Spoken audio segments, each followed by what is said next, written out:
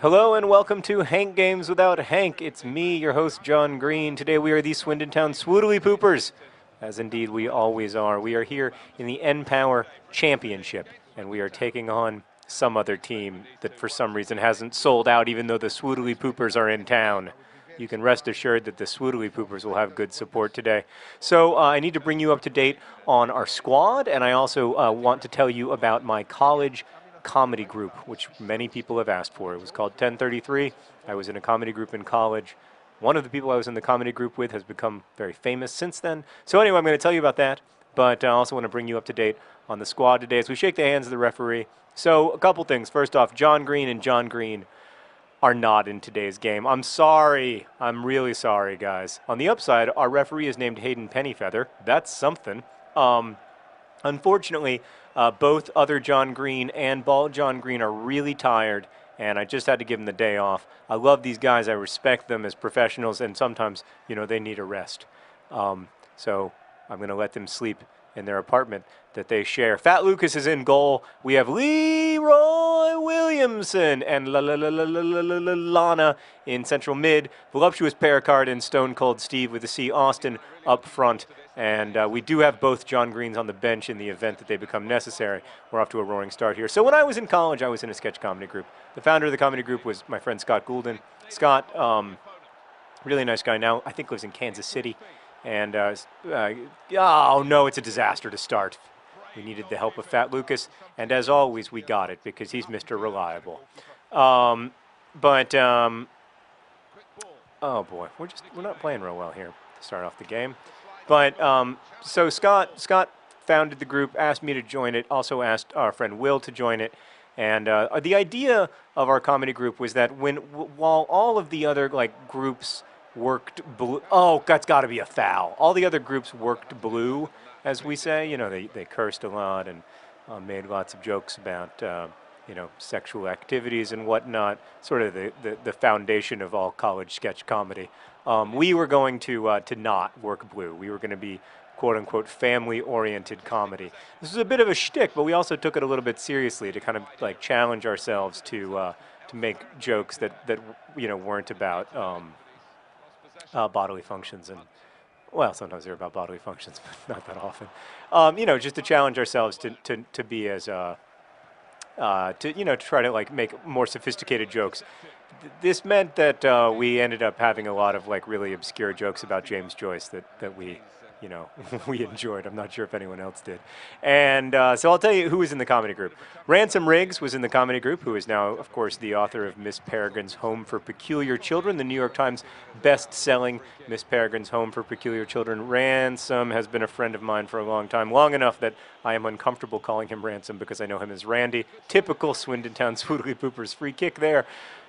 Not near the goal. Ransom, I blurbed, in fact, Miss Peregrine. I read it before it came out. I really loved it, and he's such a fascinating guy. But if you've read Miss Peregrine's Home for Peculiar Children, and at this point it seems like everyone has, you will know that Ransom is a very strange man. He also has one of the world's largest collections of photographs of people he doesn't know. I mentioned him in a video once. He was in one of the Thoughts from Places videos from L.A. He has an extremely large collection of photographs of strangers. He has a book of them actually coming out, a coffee table book coming out in just a few months. But generally, I mean, that's not his only strange hobby. He's also, a world traveler, and I've been on road trips with him. It's pretty fascinating to travel with Ransom because he's just interested in things that the rest of us aren't interested in. He's somewhat macabre.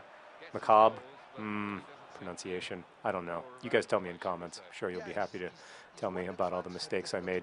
Come on. We just haven't been the same. But there's Stone Cold Steve Austin with a C. No, he can't close the deal.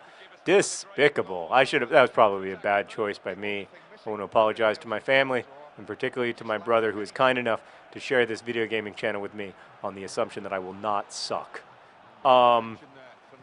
So our sketches were extremely weird. I mean, I was trying to think of sketches that I could tell you about, but I can't really tell you about any of them because none of them make sense outside of, none of them make decontextualized sense. And the more I thought about it, the more I thought, oh, the more I thought, none of them make sense in context either, really. All of my sketches were, of course, about romantic love, specifically my failures in it. And most of them were an attempt to get one of the girls in the comedy group to kiss me. So I'd like write a sketch, and they would be like, "Who's gonna play the boy who the girl kisses?" And I was like, "I'll play the boy who the girl kisses." And so I had a sketch called 3-Year Relationship in 2 Minutes that tracked my 3-year relationship with my college girlfriend over the course of 2 minutes. So everything was like super sped up, and she dumped me like 11 times in 2 minutes. And I, had a sketch where I talked about how it's important for when people are in a comedy group together that they not make out, in which everybody made out, things like that. Also in the comedy group was Levin O'Connor, who's an actor and improviser now in Los Angeles. He was in an episode of the TV show Arrested Development, which apparently is coming back. Hooray, hooray! I hope Levin's in it again. But he's a really accomplished improviser in LA. And lots of other really talented people I went to college with were involved in 1033, including Jenny Lawton, who is now works for National Public Radio for a really good show called Studio 360, and is married to Alex Galifant, the extremely handsome and goal! Stone Cold Steve with a C. Austin goal! Yes! Oh! That just goes to show you, Swindon Town Swoodly Poopers, do we love our John Greens? Yes. Do we need them? Yes, but not always. Oh, look at Voluptuous Pericard with a great pass. Well, he took a shot, actually. And then just Stone Cold Steve Austin finishing it with his head. A lot of people have asked me if I am aware that the players on Swindon Town are actual players. That, for instance, C. Austin is actually named Charlie Austin and is a striker no longer for Swindon Town because they were relegated to League Two, but used to be a striker for the Swindon Town Swoodly Poopers, who, by the way, in real life, not known as the Swindon Town Swoodly Poopers. The answer is that, yes, of course I am aware of Charlie Austin and D. Lucas and the rest, but they don't play for the Swindon Town Swoodly Poopers because this is a fictional universe. And in this fictional universe, Fat Lucas dominates. God, I wish I had a good song to sing about Fat Lucas right now. That was just that was great stuff. Great stuff. And now Voluptuous Pericard, all alone. Voluptuous Pericard, he finishes! He finishes! So yes, you have to love the fictional universe of the Swindon Town Swoodly Poopers. You have to embrace it and embrace that these characters are characters in a story. The story of Swindon Town's dramatic rise from League One all the way, God willing, to the Premiership. All right, here we go. We're up 2-0 on Bristol City. Poor Bristol City. They didn't know what they were getting into. They didn't know they were going to have to fight against Fat Lucas. They didn't know that Voluptuous Pericard and Stone Cold Steve with the C. Austin were both going to score goals. Oh, God, I love this game. I love the Swoodly Poopers. It's a genuine love, and I think of them as my friends. I really do. I know that that's creepy, but it's true. I can't help myself. Can't help myself. Can we pass it back? I'm just passing for fun.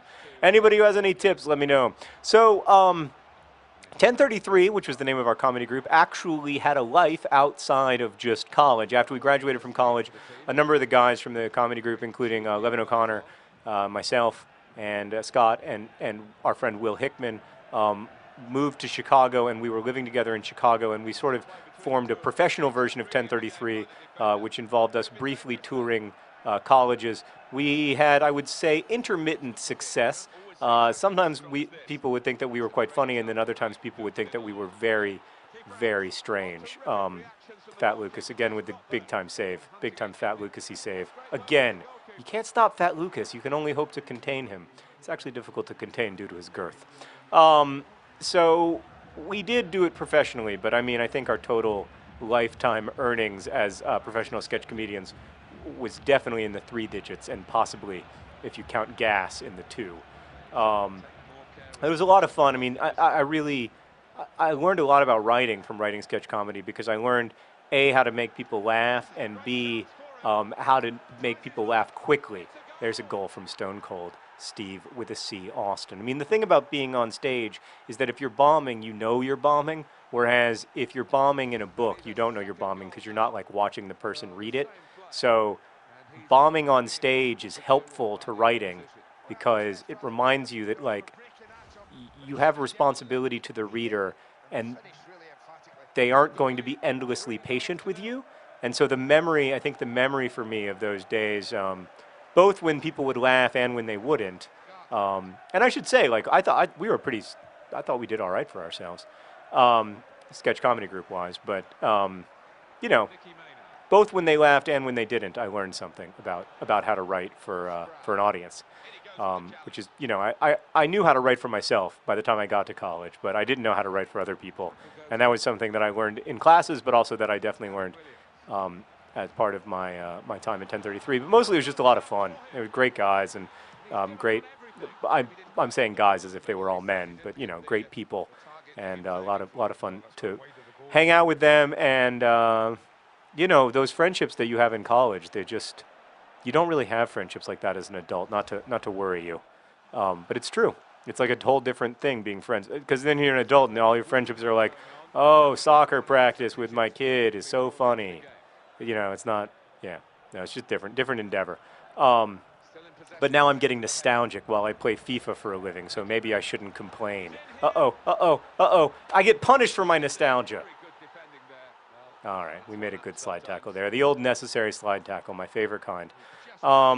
So that's the story of the sketch comedy group that I was in college. We I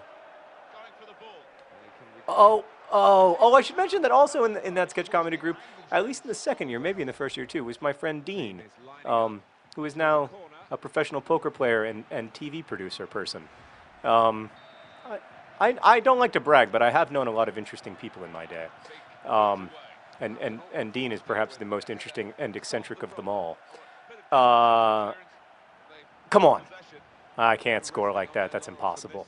So I wanted to tell you something else. Oh, right. I wanted to tell you, even though we're in the 89th minute here, and many people will have stopped watching due to the fact that we're dominating the game 3-0, even without other John Green or Ball John Green. I wanted to tell you why I am not upgrading to FIFA 12. And I'm not going to be upgrading to FIFA 12. It's not because I couldn't recreate these swoodly poopers, or even because Swindon Town has since been relegated to League 2 and I would have to play an extra season. No, it is not for any of those reasons. There is one reason and one reason only, which is that there is no mustache in FIFA 12. It is not a wardrobe option, and I refuse to play in a world in which Bald John Green cannot be bald and mustachioed. Thank you for watching Sports with John. We dominated the game. Next time you'll see Bald John Green, another John Green. Tell me what to talk about. Thank you. Best wishes.